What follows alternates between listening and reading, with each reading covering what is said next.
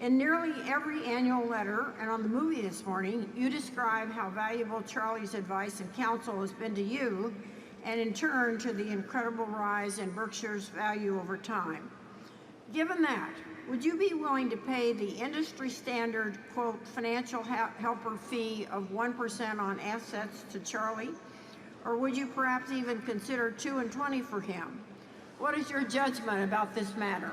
Yeah. Well, I've said in the annual report that I've known maybe a dozen people in my life.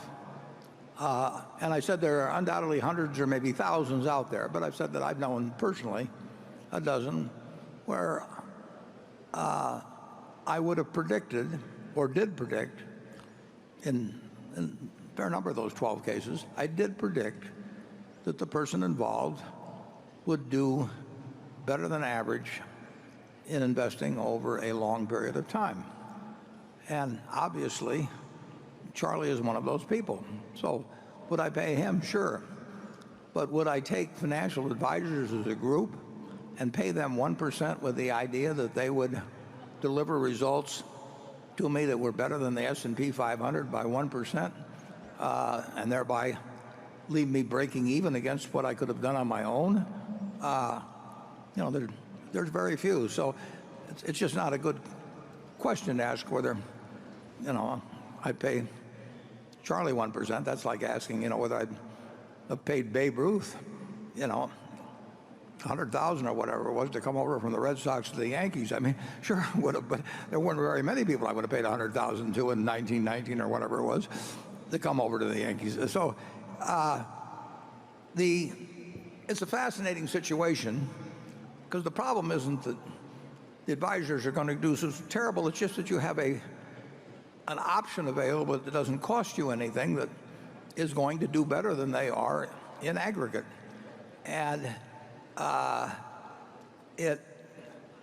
it's an interesting question. I mean, if you hire an obstetrician, assuming you need one, they're going to do a better job of delivering the baby than, if the spouse comes in to do it, or if they just pick somebody up off the street. And if you go to a dentist, if you hire a plumber, in all the professions, there is value added by the professionals as a group compared to doing it yourself or just randomly picking laymen. In the investment world, it isn't true. I mean, the active group, the people that are professionals in aggregate, cannot do better than the aggregate of the people who just sit tight. And if you say, well, in the active group there's some person that's terrific, I will agree with you.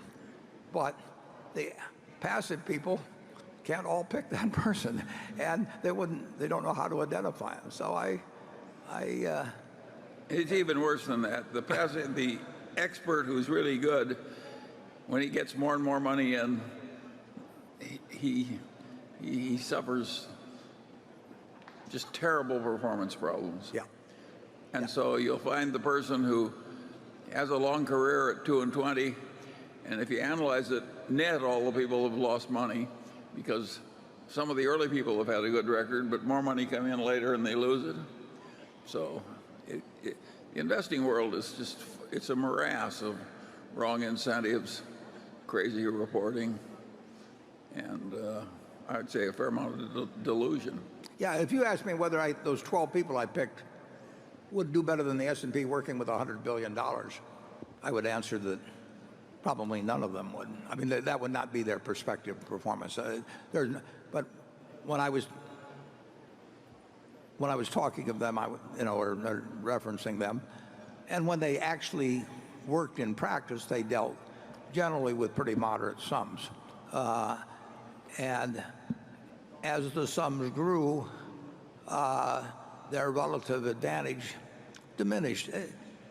I mean, it's so obvious from history. The example I used in the report, I mean, the guy who made the bet with me, and incidentally, all kinds of people didn't make the bet with me because they knew better than to make the bet with me.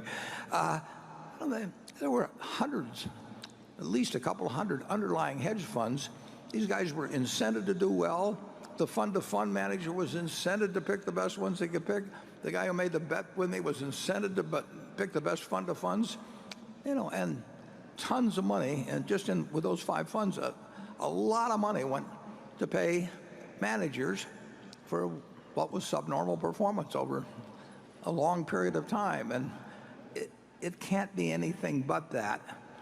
And it's an interesting profession when you have tens of thousands or hundreds of thousands of people who are compensated based on selling something that in aggregate can't be true, superior performance. So, but it'll continue, and the best salespeople will tend to attract the most money, and because it's such a big game, people will make huge sums of money, far beyond what they're going to make in medicine or you name it. I mean, repairing the country's infrastructure. I mean, the big money huge money is in selling people the idea that you can do something magical for them. And if you even have $1 billion fund, and get 2% of it for terrible performance, that's $20 million. In any other field, it would just blow your mind. But people get so used to it, in the field of investment, that it just sort of passes along. And $10 billion, I mean, $200 million fees. We've got 2 guys in the office, that are managing $11 billion. Well, no, they're not. I'm sorry. They're managing $20 billion. Between the 2 of them, $21 billion maybe. We pay them $1 million a year, plus the amount by which they beat the S&P. They have to actually do something to get contingent compensation, which is much more reasonable than 20%. But how many hedge fund managers in the last 40 years have said, I only want to get paid if I do something for you? Unless I actually deliver something beyond what you can get yourself, I don't want to get paid. It just doesn't happen. And it gets back to that line that I've used. But when I asked the guy, how can you, in good conscience, charge 2 and 20? And he said, because I can't get 3 and 30. Any more, Charlie, or are we used up our? I think you've beaten up on them enough. Yeah, well.